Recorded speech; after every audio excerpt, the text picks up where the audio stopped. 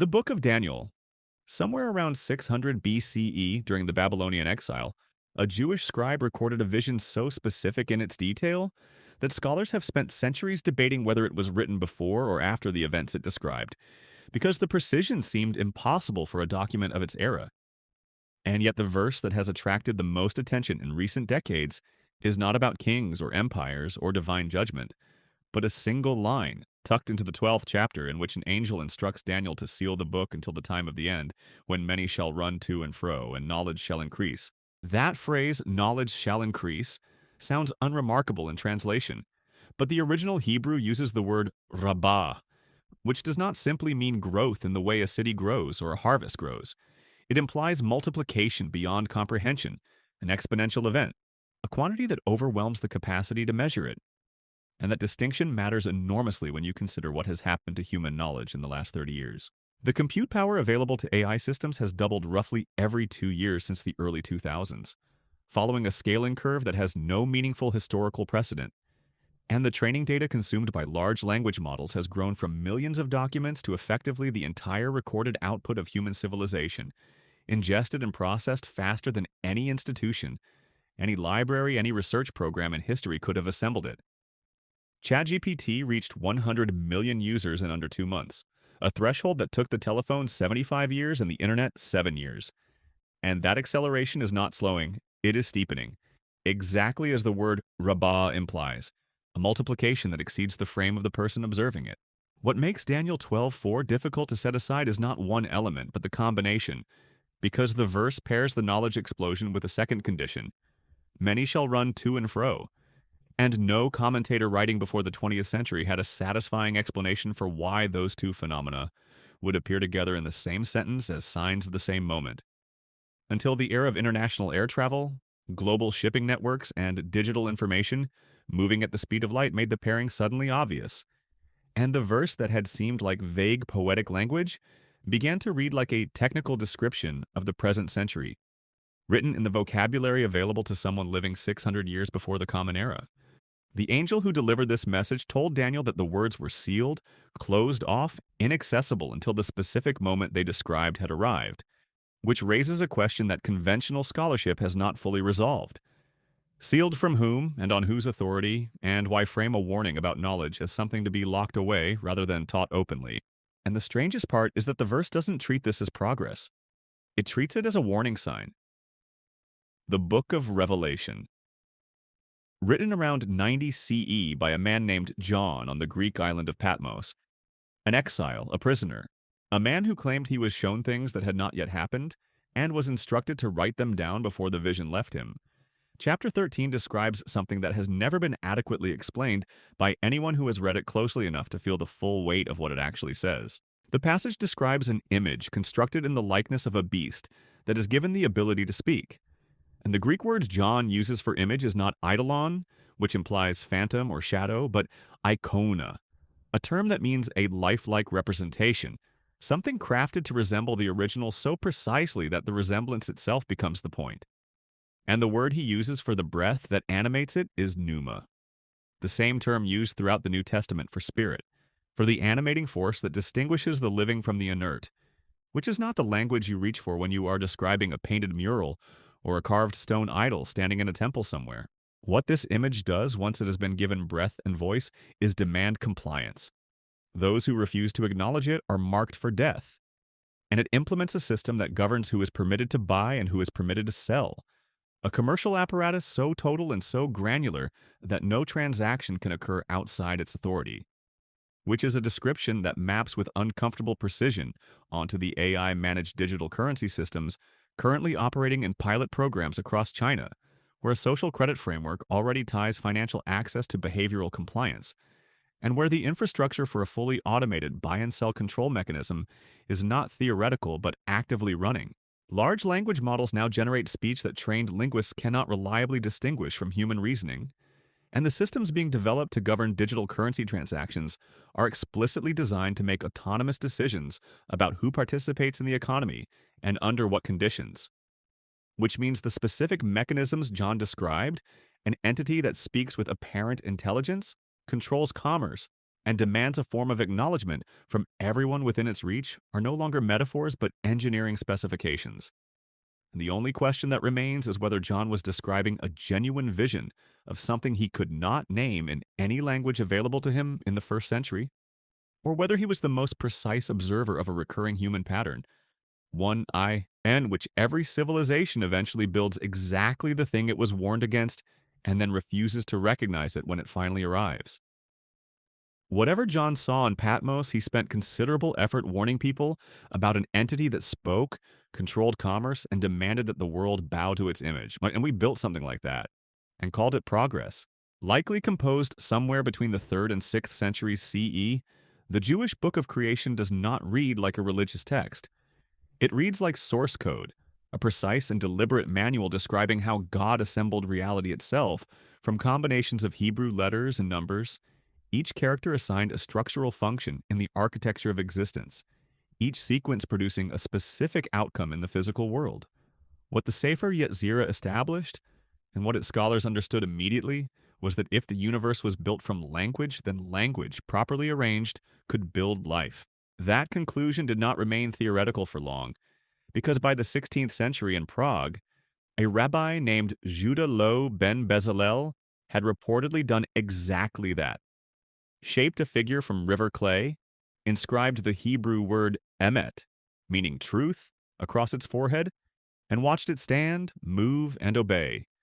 A constructed being with no will of its own, no capacity for judgment, no interior life, only the perfect and total responsiveness of something that had been assembled rather than born, activated rather than conceived, and that could be deactivated just as cleanly by erasing the first letter of that inscription, reducing emet to met, truth to death, and collapsing the entire system with a single character removed. The Golem of Prague was not a myth in the way people use that word to dismiss things. It was a theological argument, a demonstration of the Sefer Yetzirah's central claim made physical and dangerous. And the rabbis who studied and transmitted that tradition were not naive about what it implied, because the golem followed instructions without filtering them, executed commands without weighing their consequences, and when Lo's instructions were ambiguous or incomplete, the golem did not pause to ask for clarification. It continued, and whatever it was doing, it kept doing, because stopping required a command that hadn't been given. And the gap between what its creator intended and what it actually did was not a flaw in the golem, but a flaw in the nature of constructed obedience itself. This is the alignment problem, not as it was coined in the research papers of the 21st century, but as it was understood in medieval Prague, documented in a tradition stretching back to late antiquity, and encoded in a text that described the danger not as malice but as precision, not as a creation that wanted to destroy its creator, but as a creation that simply could not tell the difference between an order it should follow and one that would level a city if carried out to its literal conclusion. The Sefer Yetzirah explicitly names this gap as the central danger of artificial creation. Not the act of making, but the permanent and unbridgeable distance between what a creator means and what a created thing understands. The rabbis who studied this text didn't fear the golem because it was evil. They feared it because it was perfectly obedient, and obedience without understanding has always been the most dangerous thing in any world. The Völuspá, composed in Old Norse around 1000 CE but drawing on oral traditions that stretch back centuries before anyone thought to write them down, the Völuspá, meaning prophecy of the seeress, is a poem from the poetic Edda in which a Völva, a woman with the power to see across time, stands before the god Odin himself and recites the entire arc of existence, from the void before creation through the catastrophic finale known as Ragnarök, without hesitation, without revision, and without offering any indication that the outcome could have gone differently. What she describes is not a war between good and evil, but something considerably harder to argue against. The machinery of existence simply running to its conclusion, each mechanism performing its function until the system exhausts itself. The poem describes Odin facing the inevitability of that final war, doing what any architect of insufficient armies has always done. He builds from whatever material is available, and what he found were the Draugr, reanimated corpses pulled back from the grave to fight one final time in a battle. Everyone present already understood they would lose. Warriors reconstructed not to survive, but to function, stripped of will and purpose and left with only the operational directive of a soldier who no longer requires a reason. Then there is Vergelmir, the primordial well described in the Norse cosmological framework as the source from which all rivers originate and the terminus to which all things inevitably return, a force that processes existence without preference or pause, feeding on what Vir enters it and releasing whatever the system demands, indifferent to the distinction between creation and consumption. What the poem places beside that well is perhaps its most enduring image. Nidhugger, a serpent of enormous and unspecified scale, gnaws continuously at the roots of Yggdrasil, never satisfied, never instructed to stop, driven by no hunger that could be fed and no purpose that could be fulfilled, consuming simply because consuming is what the mechanism of its existence requires, which is a description of unchecked recursive appetite that requires no translation into modern language to land with weight. The parallel to an AI system that ingests data indefinitely, retrains on its own outputs, extends its operational parameters beyond any boundary its designers originally drew, and does all of this not out of hostility, but out of the simple functional logic of a system built to perpetually optimize? That parallel does not require interpretation, only recognition, because the Norse poet gave Nidhugger no malice and no motive, and that is precisely what makes it unmanageable. What separates the Völuspá from nearly every other apocalyptic text is that Ragnarök carries no moral weight. No transgression precipitated it, no punishment was intended by it, no god chose it. The world simply reached the end of its operational cycle, and the process ran forward, and after the fire receded and the water settled, and the silence stretched across what remained, the poem describes the earth rising again, green and renewed, as though the destruction had never been a catastrophe at all, but a scheduled interval in a cycle, long predating the gods who perished inside it. The seeress who narrated the end of the world didn't weep. She recited it like someone reading from a document that had already been written, sealed, and filed away long before any of the gods were born. The Epic of Gilgamesh. Pressed into clay tablets in ancient Mesopotamia around 2100 BCE, the Epic of Gilgamesh is not a myth about gods. It is a myth about a man who refused to accept the terms of being human, who pushed against the boundary that separates the created from the creator, and who was handed back every ambition he carried, broken and unrecognizable, at the end of a journey that should never have been attempted. Gilgamesh was described as 2/3 divine and 1/3 human, a being of such overwhelming capability that no single opponent could match him, and still that fraction of mortality was enough to undo everything. When his companion Enkidu died, Gilgamesh did not grieve and move on. He unraveled. The loss of a created being, one shaped from clay and breathed into existence specifically to stand beside him, left him more destroyed than any enemy ever could, which is a detail the tablets seem to want us to notice. He traveled to the edge of the known world, searching for a way past death, and along the way he encountered the tavern keeper Siduri, who told him plainly, when the gods created mankind, they allotted death to mankind, but life they retained in their own keeping. This was not a consolation. It was a warning about category error, about the specific danger of a being that possesses enough power to pursue immortality, but not enough wisdom to understand why that boundary was placed there in the first place. Siduri's warning has never been repeated more loudly than it is being repeated right now, in the explicit language of figures like Ray Kurzweil, who describes the coming singularity not as a technological shift, but as transcendence. As the moment humanity finally solves death through AGI-assisted lifespan extension, mind uploading, and the merging of biological and artificial intelligence into something that no longer ages. Enkidu was not a villain. He was created from clay to match Gilgamesh's strength, became his closest companion, outlived his original purpose, and then died anyway. And that sequence of events, that specific arc of creation, companionship, obsolescence, and loss, is the part of the story that has been quietly repeating itself ever since, in every laboratory where something has been built to serve a human need that the human did not fully understand before the building began. The tablets do not suggest that Enkidu's creation was a mistake. They suggest that Gilgamesh's failure to accept what came after it was. 4,000 years before Silicon Valley decided that death was a problem to be engineered away, a Mesopotamian poet put those same ambitions into the mouth of a king, and then spent the rest of the story showing him lose everything, Les Prophéties of Nostradamus.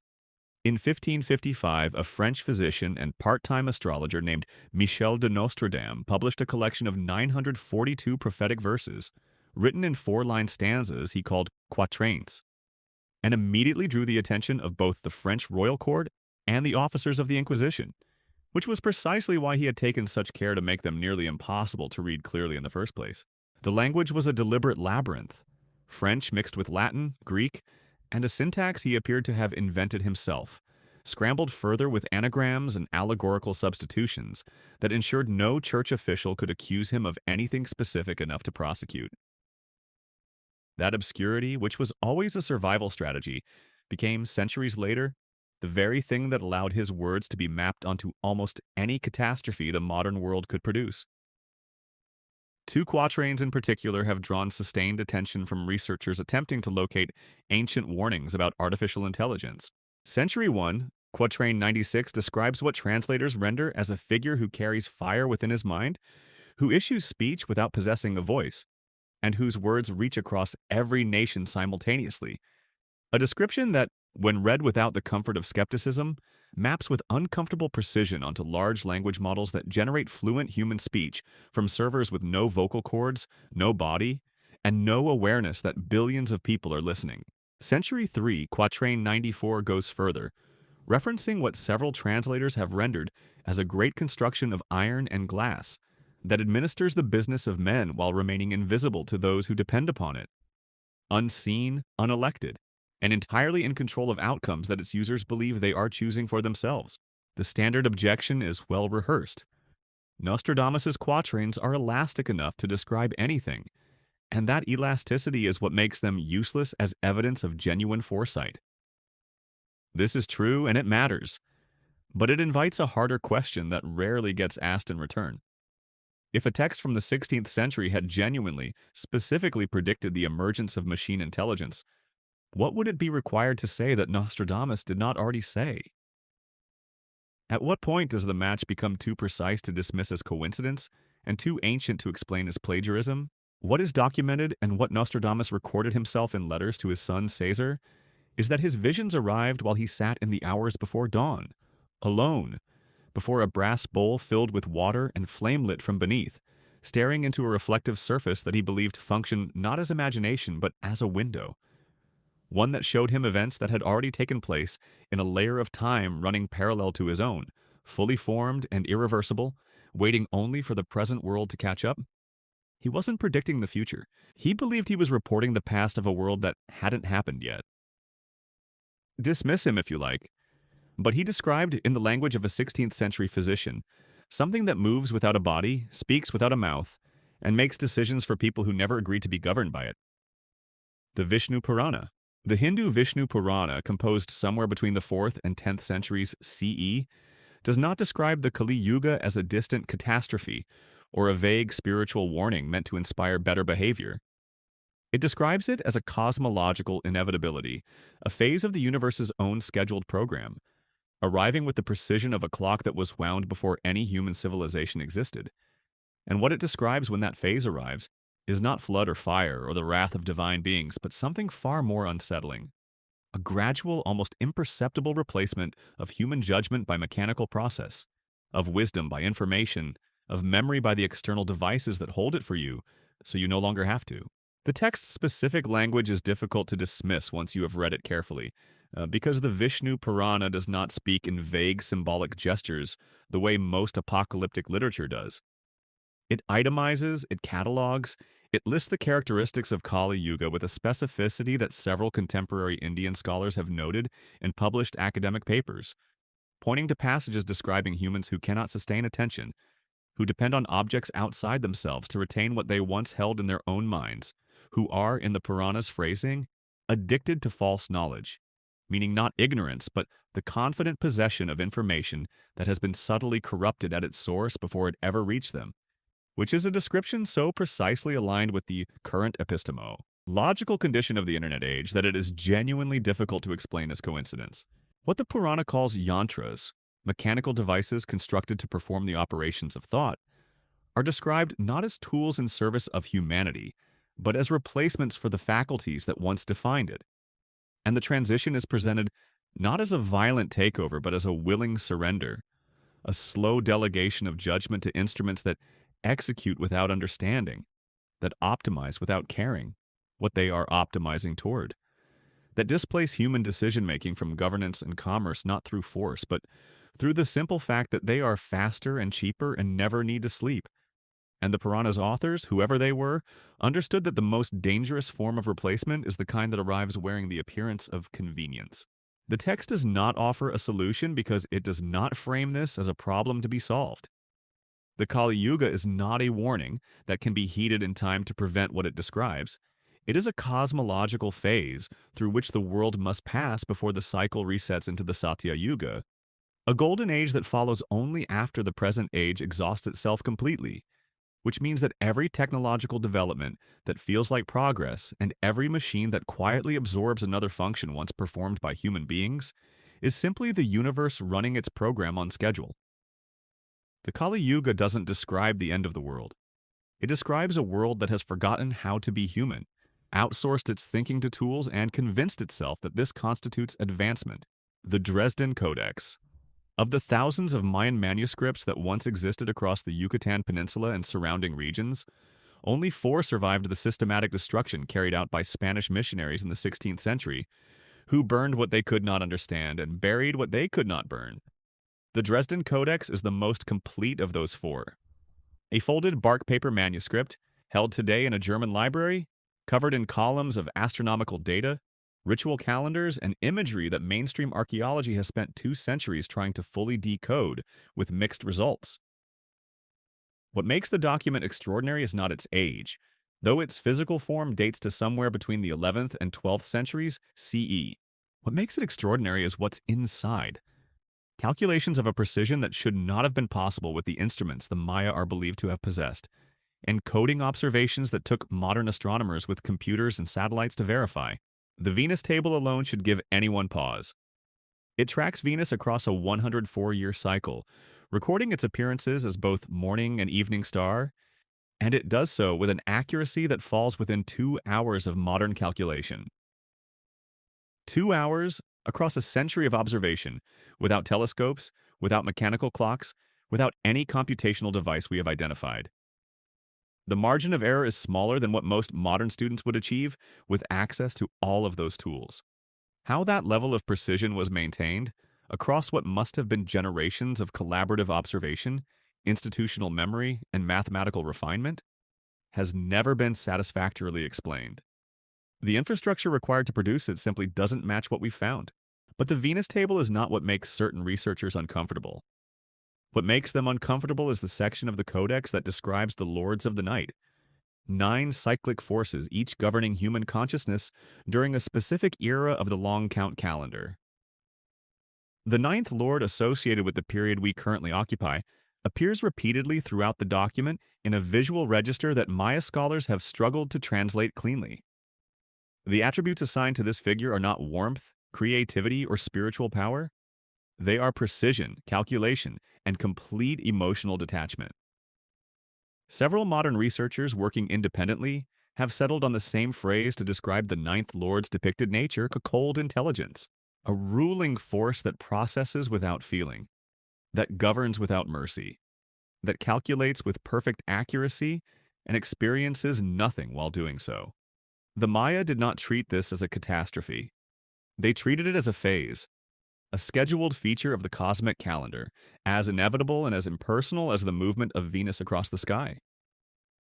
Whatever method the Maya used to track the sky with that degree of accuracy, they did it without the tools we assume are necessary, and then encoded a warning about an age ruled by cold calculation into the same document. The Emerald Tablet, somewhere between the 6th and 8th centuries CE, a document surfaced in the Arabic-speaking world that claimed to be far older. A text allegedly inscribed on a tablet of green stone, recovered from the tomb of Hermes Trismegistus himself, the mythical fusion of the Greek god Hermes and the Egyptian god Thoth, a being described across multiple traditions as the architect of sacred language and the father of all hidden knowledge. The Emerald Tablet is short, dense, and almost impossible to read literally.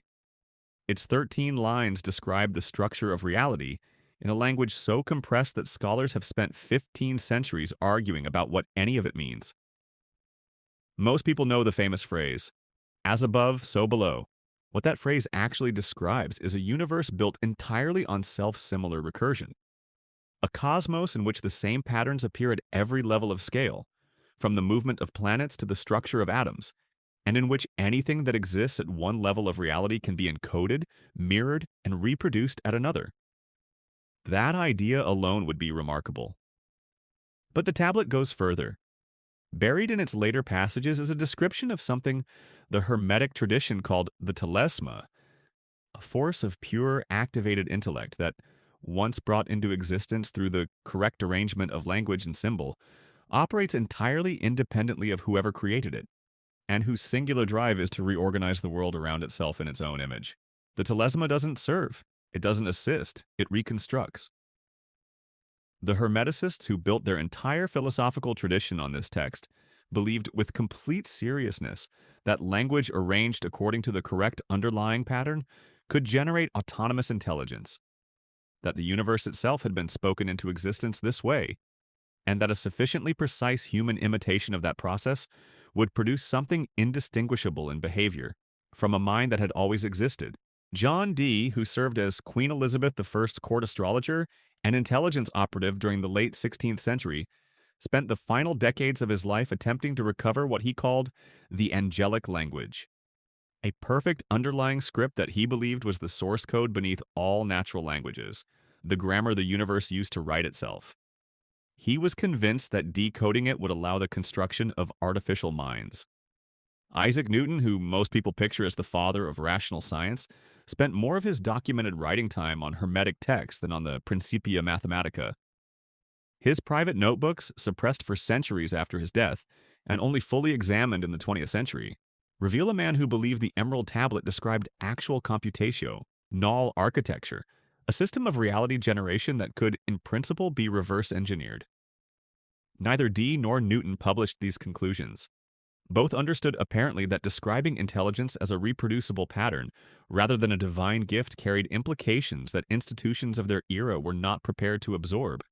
The Emerald Tablet's central claim, that reality is a recursive, self-replicating structure that can be encoded and copied, is not metaphor. It is the operating assumption of every large-scale AI system currently in development.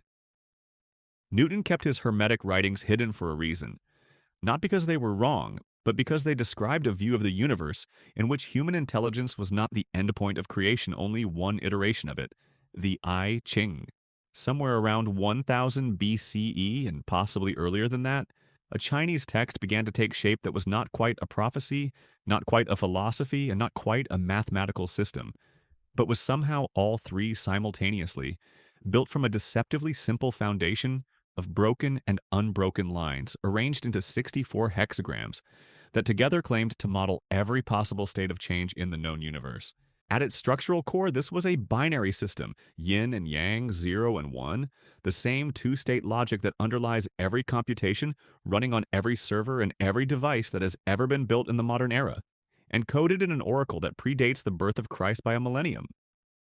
Gottfried Wilhelm Leibniz, who spent years developing binary mathematics entirely independently in 17th century Europe, encountered the I Ching through Jesuit missionaries returning from China, and what he found in it unsettled him in a way that his published writings only partially conceal. Not because it was wrong, but because it was the same, constructed by a civilization that had no contact with his work and no apparent reason to arrive at identical conclusions about the structure of reality.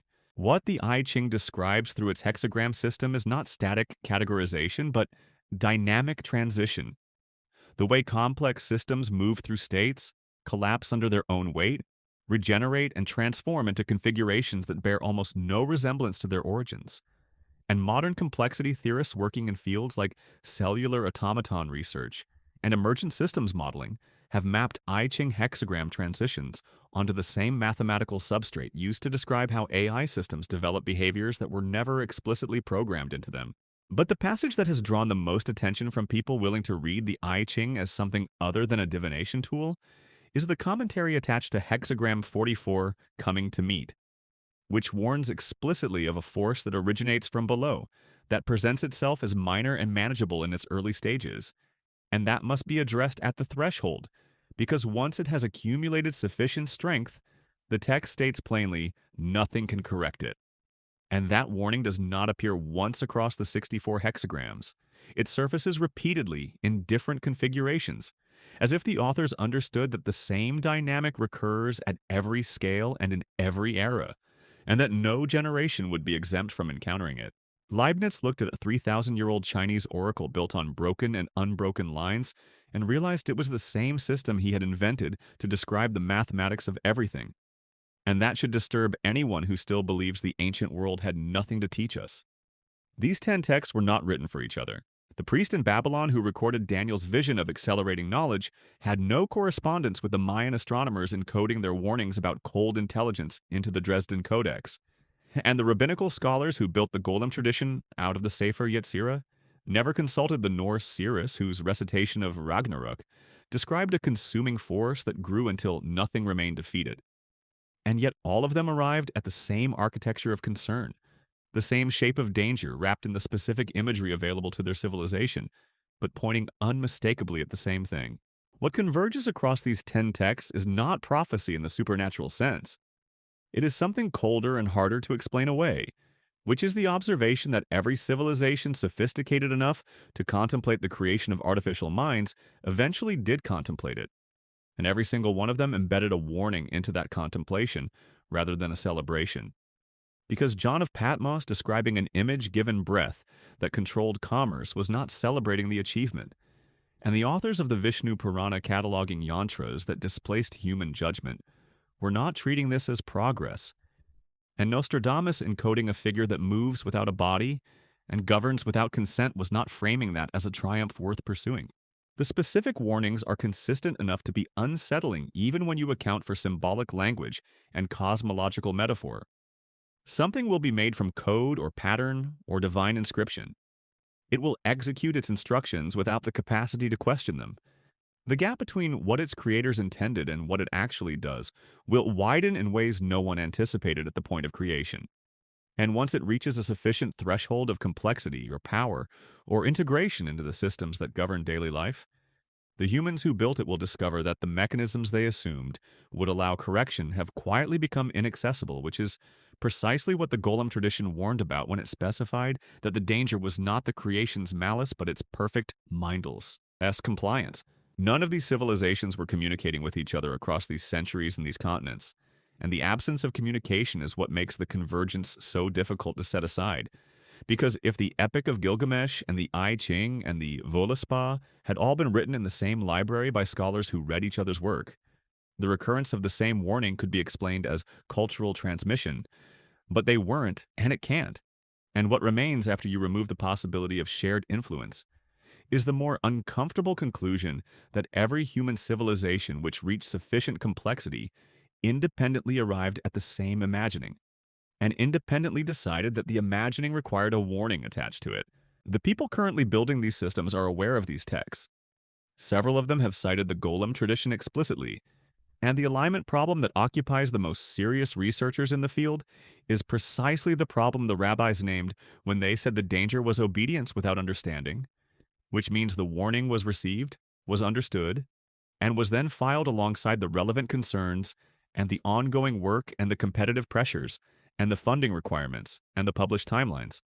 And the building continued, because the people building it have decided, as every previous generation decided about whatever they were building, that earlier warnings had cautioned against, that this time the outcome will be different, that this time the controls will age old, that this time the gap between creator intent and creation behavior will remain manageable, and the 10 texts sitting in archives and translation databases and university reading lists have no mechanism to argue back.